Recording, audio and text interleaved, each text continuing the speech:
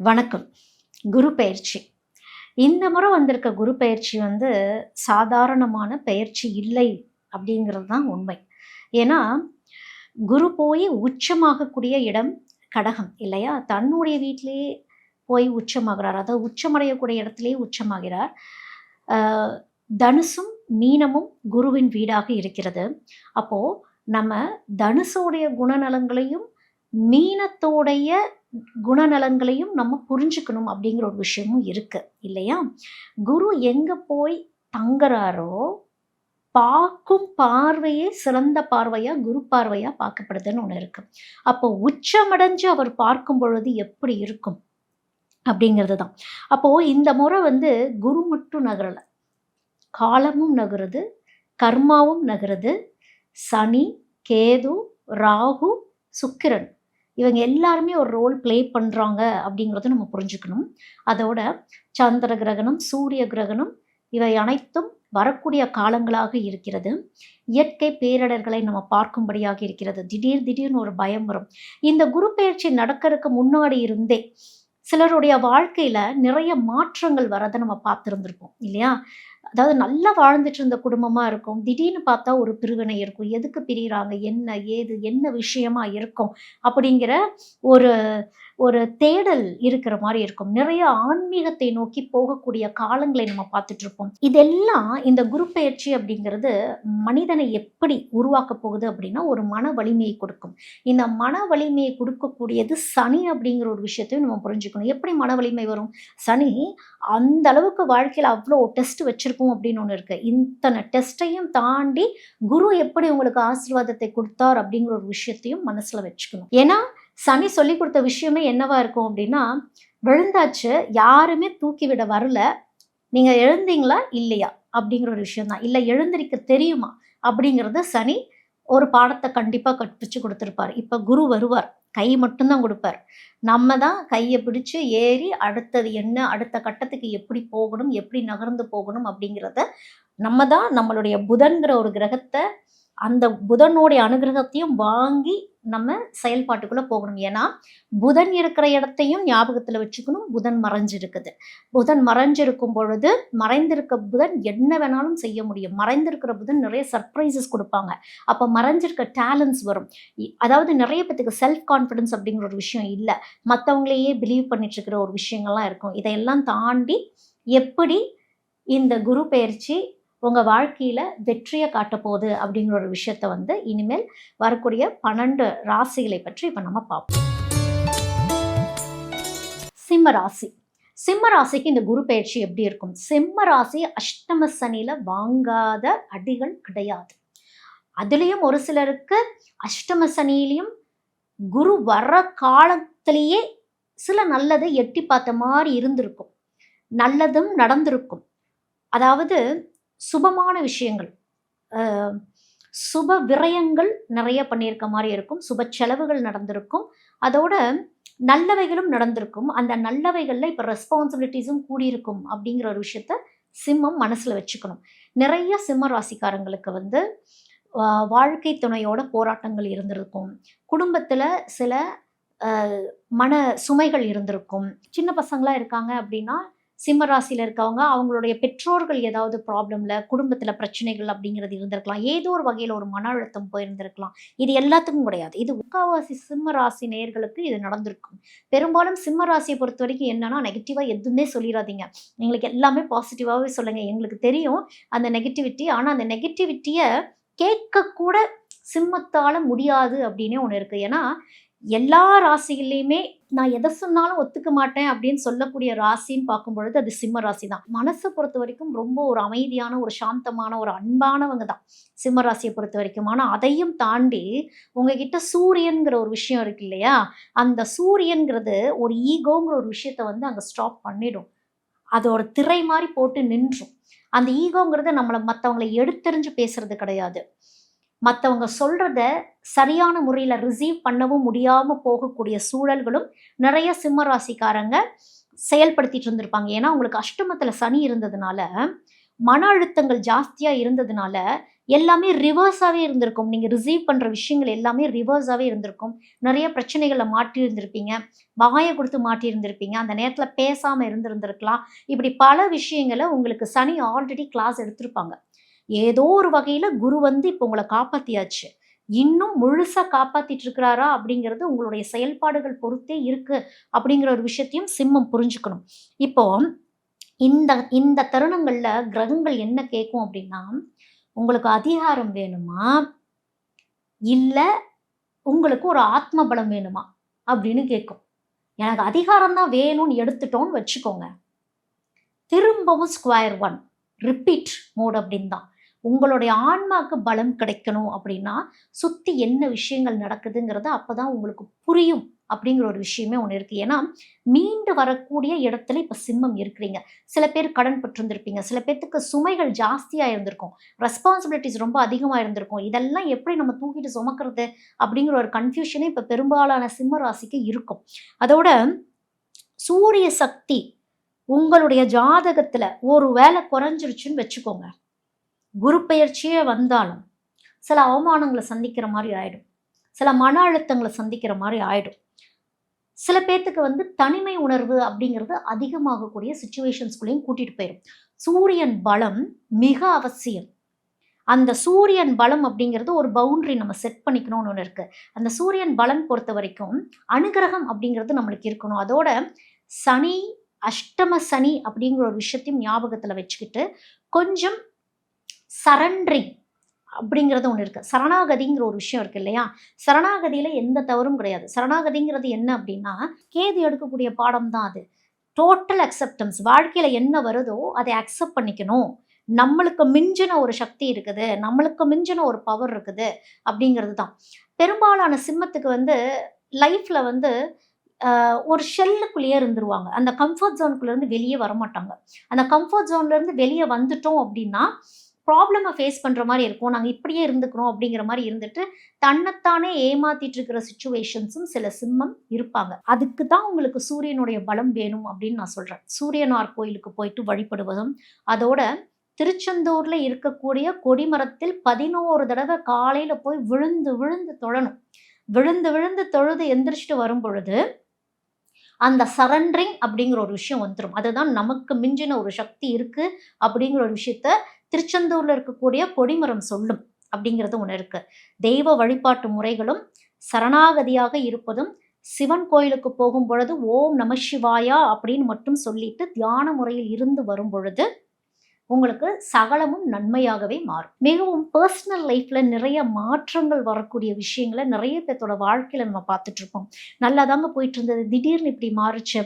அப்புறம் ஒரு சிலர் சொல்லுவாங்க, என் வாழ்க்கை ரொம்ப சோதனையாக போயிட்டு இருந்து திடீர்னு பார்த்தா ஒரு அப்லிஃப்ட், ஒரு அப்கிரேட் இருக்குது.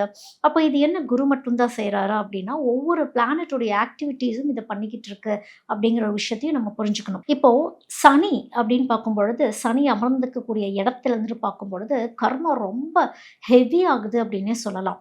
இந்த சனி செய்யக்கூடிய விஷயம் என்னவா இருக்கும் அப்படின்னா, என்னென்ன மிஸ்டேக்ஸ்லாம் நம்ம பண்ணியிருப்போம் அப்படின்னு ஒன்று இருக்கு இல்லையா, அதை அதுக்கான தண்டனைகளையும் மாற்றங்களையும் கொடுக்கக்கூடியது தான் சனி செய்யக்கூடியதாக இருக்கும்.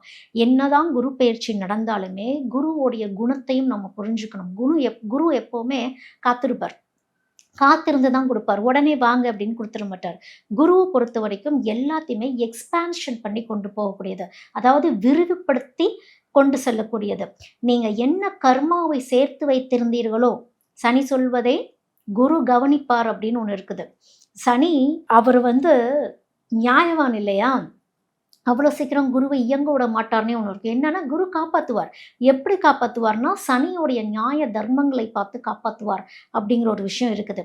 இப்போ குரு கொடுக்கும் பொழுது ராகு தூண்டுவார்னு ஒன்று இருக்குது. அதோட ஆன்மீகத்தை நோக்கி போகக்கூடிய அமைப்பு இப்போ இருக்குதுன்னு சொன்னேன் இல்லையா? கேது எதெல்லாம் நிரந்தரம் இல்லையோ வாழ்க்கையில், எதெல்லாம் உண்மை நிலைகள் இல்லையோ அத்தனையும் மாற்றி அமைத்து ஆன்மீகத்தை நோக்கி எந்த எதிர்பார்ப்பும் இன்றி கொண்டு செல்லக்கூடியதாகவே இந்த குரு பெயர்ச்சி காலம் இருக்கும் அப்படிங்கிறதையும் நம்ம புரிஞ்சுக்கணும். சிலர் கேட்பாங்க, திடீர்னு என்னடா லைஃப் வந்து நல்லா போயிட்டு இருந்தது, என் வாழ்க்கை ஏன் இப்படி மாறுச்சுன்னு தெரியல. என் கூட ஒரு உறவா இருந்தவங்க ஏன் என்ன விட்டு போனாங்கன்னு எனக்கு தெரியல. எனக்கு எதுக்கு இப்படி ஒரு துரோகங்களை நான் சந்திச்சேன் அப்படிங்கிற மாரிலாம் இருக்கும். கூடயே இருந்தாங்க. ஆனா என்ன விட்டு போயிட்டாங்க. சில பேத்துக்கு வந்து மனிதர்களுடைய உண்மை முகத்த திரை கிழித்து காட்டுற மாரிலாம் சிச்சுவேஷன்ஸ் இப்போ பார்த்துட்டு தான் இருக்கோம். இன்னும் பார்ப்போம் அப்படிங்கிறது ஒண்ணு இருக்கு. இந்த காலம் வந்து வாழ்க்கைய நடத்துற காலம் கிடையாது. அப்படியே விதியவே மாத்துற காலமா தான் இன்னும் வரக்கூடிய குருப்பெயர்ச்சி காலங்கள்ல இருந்து நம்ம பார்ப்போம். இப்போ ராகுவ பத்தியும் நம்ம தெரிஞ்சுக்கணும். ராகு அப்படிங்கிறது வெறும் மாயையை மட்டும் தூண்டக்கூடிய விஷயம் கிடையாது. ராகு சொல்லக்கூடிய விஷயத்தையும் நம்ம புரிஞ்சுக்கணும். என்னன்னா ராகு மாயையை காட்டும்.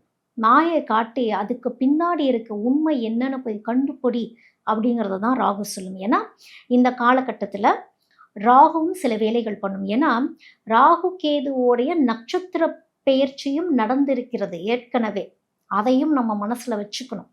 அப்போ அது ராகு இடத்துலயே தான் போய் உட்கார்ந்துருக்குங்கிற விஷயத்தையும் புரிஞ்சுக்கணும். மாயைகளை பார்த்து நம்பிடக்கூடாது அப்படிங்கிற ஒரு விஷயமும் இந்த குரு பெயர்ச்சியில நம்ம கவனத்துல வச்சுக்கணும். ராகு 2 விஷயத்த கொடுக்கும்.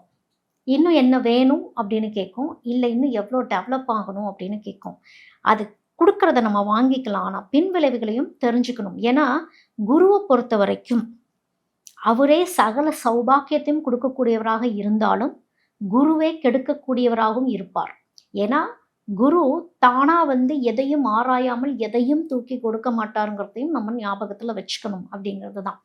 அப்போ இந்த ராகு இந்த மாதிரி ஆசைகளை தூண்டும் பொழுது குரு காத்திருக்கும். அவமானத்தை கொடுக்கணுமா இல்ல ஒரு அங்கீகாரத்தை கொடுக்கணுமா அப்படின்னு. இந்த டைம் பீரியட்லாம் ராகு என்ன செய்யும் அப்படின்னா நிறைய டிப்ரெஷன்ஸ்குள்ள போவாங்க. ராகுவை பொறுத்த வரைக்கும் இந்த டிஜிட்டல் வேர்ல்டுக்குள்ள ஜென்சி கிட்ஸ்ன்னு இல்லை, எல்லாத்தையுமே உள்ள கொண்டு போயாச்சு. இதன் மூலிமா ஸ்ட்ரெஸ் அப்படிங்கிற ஒரு விஷயம் பெரிய நோயாகவே மாறிக்கிட்டு இருக்குது அப்படின்னு சொல்லலாம். மன அழுத்தங்கள் அதிகமாகவே ஆகிட்டு இருக்குன்னு சொல்லலாம். அப்போ இது நல்லதையும் செய்யக்கூடியதாக இருக்கு, கெட்டதையும் செய்யக்கூடியதாக இருக்கு. எதை நம்ம தேர்ந்தெடுக்க போறோம் அப்படிங்கிற ஒரு விஷயத்தையும் மனசுல வச்சுக்கணும். வெறுமனே குரு பெயர்ச்சி வந்துருச்சு எனக்கு எல்லாமே மாறிடும் அப்படிங்கிறது கிடையாது. ஏன்னா ஜென்ரலாக இதை ஏன் இவ்வளோ டீட்டெயிலாக அவங்க சொல்லிட்டு இருக்காங்கன்னா, ஜென்ரலாக குரு பயிற்சி வந்தோன்னே எல்லாரும் நினைக்கிற விஷயம் என்னன்னா, அவ்வளோதான் பயிற்சி வந்துருச்சு, இனிமேல் எனக்கு எல்லாமே நல்லதாக மாறிடும். நாம் செய்த கர்மங்களும், ஏன்னா சனியும் இங்கே பவர்ஃபுல்லான இடத்துல தான் உட்கார்ந்துட்டு இருக்குங்கிறத நம்ம புரிஞ்சுக்கணும். இப்போ ராகு உங்களுக்கு நல்ல இடத்துல இருக்கா கெட்ட இடத்துல இருக்கா அப்படிங்கிற ஒரு விஷயத்தையும் நீங்கள் புரிஞ்சுக்கணும். ராகு பயத்தையும் கொடுக்கும் அப்படின்னு ஒன்று இருக்குது. நல்ல இடத்துல இருந்தால் உயர்த்தி கூட்டிட்டு போயிடும்.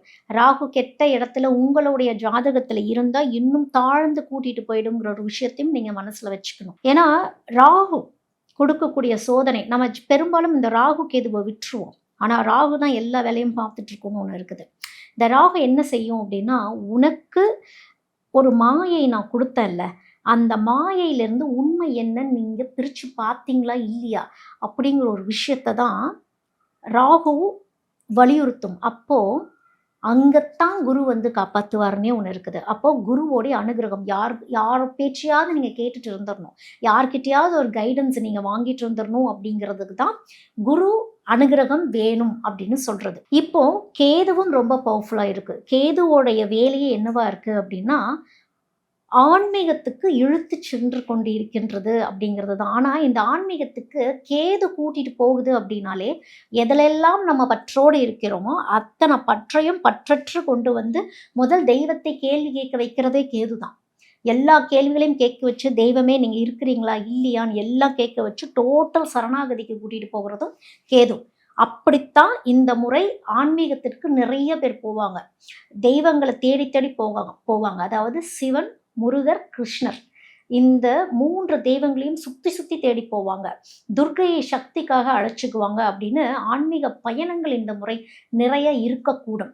குருவானவர் ஆன்மீக பலத்தையும் தரக்கூடியவர். அடுத்தது சனி அப்படின்னு பார்க்கும் பொழுது அவர் தான் கர்மாவுடைய நீதிபதியே அவர் தான் இல்லையா?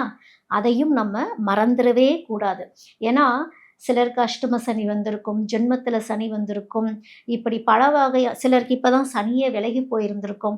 அப்படிங்கும் பொழுது சனி விலகி போனாலும் தன் கர்மா கடமைகளை எப்பொழுதுமே செய்து கொண்டே இருக்கும், அதற்கான பலன்களையும் கொடுத்துக்கிட்டே இருக்கும் அப்படிங்கிறதையும் நினைவில் வச்சுக்கணும். அதாவது சனி முதல்ல எதை உடைப்பாரு அப்படின்னா, அகம்பாவத்தை உடைப்பாரு. அதோட நம்ம லைஃப்ல யாரெல்லாம் போலியான உறவுகளா இருந்தாங்களோ, அதையும் முதல் உடைப்பார். அப்படித்தான் நிறைய பேத்துக்கு வாழ்க்கையில பிரிவினைகள் அப்படிங்கிறது வந்திருந்திருக்கும். அதோட பொய்யான வெற்றின்னு ஒரு விஷயம் இருக்குல்ல. ஃபார் எக்ஸாம்பிள் நம்ம சோஷியல் மீடியால ஒரு வாழ்க்கைய காட்டுவோம். பெர்சனல் லைஃப்ல வேற மாரி இருக்கும். இந்த பொய்யான விஷயங்கள்ல இருந்து வெளிய கூட்டிட்டு வரதும் சனியோட வேலையாவே இருக்கும். இன்னும் இருக்கும். ஏன்னா, இந்த சனி இருந்த காலத்துல ஏன்னா இப்ப குரு வந்துட்டாரு. ஆனா, சனி கொஞ்சம் பவர்ஃபுல்லா இருந்த காலத்துல நெறைய பேத்துக்கு லவ் ஃபெயிலியர் ஆயிருந்திருக்கும்.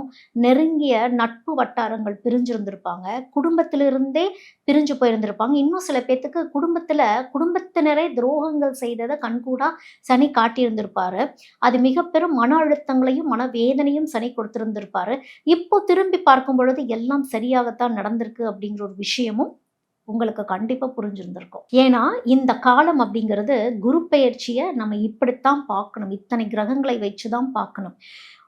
எப்படி நம்ம உண்மைய புரிஞ்சுக்கிட்டோம்? எப்படி இந்த கிரகங்கள் எல்லாம் சேர்ந்து நமக்கு சில உண்மையான விஷயங்கள, கசப்பான உண்மைகளை எப்படி புரிய வைக்குது? அதோட நம்மளுடைய ஆன்மாவ உணரக்கூடிய தருணமாகவே இந்த காலகட்டம் இருந்துகிட்டு இருக்கு. ஏன்னா, இது பராபவ வருடம். அதையும் நம்ம புரிஞ்சுக்கணும். பராபவ வருடம் அப்படிங்கிறது என்னது? டோட்டலா எல்லாத்தையுமே மாற்றி அமைக்கக்கூடியது. திருத்தங்கள் செய்து மாற்றி அமைக்கக்கூடிய வருடத்துல நம்ம இருக்கும் பொழுது, இத்தனை விஷயங்களும் நடந்துகிட்டு தான் இருக்கும் அப்படிங்கிறதையும் நம்ம கவனத்துல வச்சுக்கணும்.